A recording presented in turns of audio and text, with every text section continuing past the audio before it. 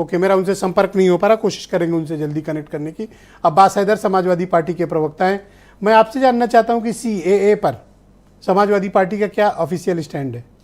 देखिए ब्रजेश जी, थोड़ा सा समय चाहूँगा आपको कि बहुत ही इम्पॉर्टेंट मसला है। अभी भारतीय जनता पार्टी के प्रवक्ता की जो बातें थी उसका सार सिर्फ इतना था कि ये नागरिकता कानून लाने की आवश्यकता इसलिए थी कि जो शरणार्थी हैं उनको जल्दी से नागरिकता दी जा सके, क्योंकि देखिए पहले ही हमारे देश में दूसरे कानूनों के तहत जो शरणार्थी इन देशों से या और देशों से हैं उनको नागरिकता देने के नियम है, नागरिकता देने का प्रावधान है। और ये वो भारतीय जनता पार्टी की सरकार है, जैसा आपने भी कहा कि 4.5 साल लग गए इनको नियमावली बनाने में, जो 2 घंटे का मुश्किल से काम था जब चुनाव का इंतजार करते कि चुनाव आएगा नियमावली बनेंगे। देखिए इस विषय पे 2 पक्ष हैं। पहला तो व्यवहारिक पक्ष है कि ये कह रहे थे कि हम उनको सुख सुविधाएं दे सकें। आप जो आपके देश के एग्जिस्टिंग नागरिक हैं उनको तो सुख सुविधाएं दे नहीं पा रहे हैं। 2.25 लाख लोगों ने तो एक वर्ष में, वर्ष 2022 ने हमारे देश की नागरिकता छोड़ी है। आप किसानों की बात करें, युवाओं, महंगाई, बेरोजगारी की बात करें, मैं इन विषयों पे ज्यादा डिटेल में इस समय बात नहीं करना चाहता हूं, मैं विषय पे रहूंगा।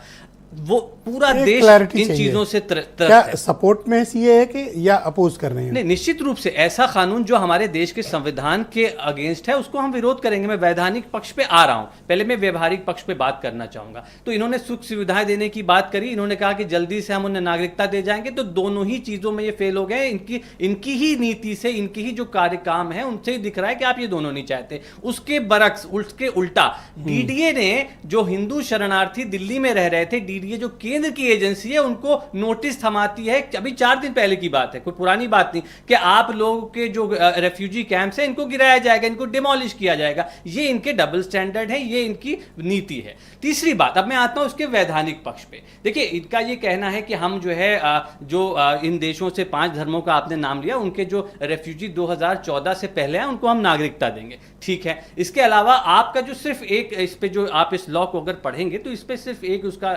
स्ट्रक्चर में एक बेसिक चीज है कि जो रिलीजियसली प्रोसिक्यूटेड है, जिनको धर्म के आधार पर प्रताड़ित किया जाता है, उनको हम नागरिकता देने की बात कर रहे हैं। जबकि आप अगर 5 धर्म की बात करें, इसके अलावा हजारा हैं, इसके अलावा शिया हैं, इसके अलावा अहमदिया हैं और बहुत सारे ऐसे सेक्ट्स हैं जो रिलीजियस के आधार पर प्रताड़ित इतने आ रहे हैं तो विरोध हो रहा है, आप और 4 जोड़वाए दे रहे हो। मैं जोड़ नहीं रहा हूं, मैं लीगल आधार पर बात कर रहा हूं। और तीसरा सबसे महत्वपूर्ण बात है, अगर आप मानते हैं कि यह आपको मुसलमान की तो बात करनी नहीं है, तो इसके अलावा एथीस्ट हैं, जो नास्तिक हैं, जो किसी धर्म को नहीं मानते, जो एग्नोस्टिक हैं, एथीस्ट हैं, उनको भी तो नागरिकता देने की आप बात नहीं चाहते और लोग बुला लीजिए। नहीं, मेरी बात पूरी होने दीजिए आप। देखिए, और दूसरी बात यह है कि मान लीजिए 2014 में कोई व्यक्ति आ गया, वो क्रिश्चियन था, उसने 2014 से पहले इन 3 देशों से हमारे देश में आ गया और उसके बाद वो धर्म परिवर्तन, उसने धर्म को डिनाउंस कर दिया, छोड़ दिया, वो क्रिश्चियन से अब एथीस्ट हो गया, नास्तिक हो गया, तो क्या आप उसको नागरिकता नहीं देंगे? क्योंकि जो आपका शेड्यूल 1C का एफिडेविट है वो इन 5 धर्मों पे आपको टिक लगाना है। तो कहीं ना कहीं ये पूरा फ्लॉ है इसमें। आर्टिकल 14 जी, आप सुन पा रहे हैं मुझे? आर्टिकल 14 मैं आपसे जानना चाहता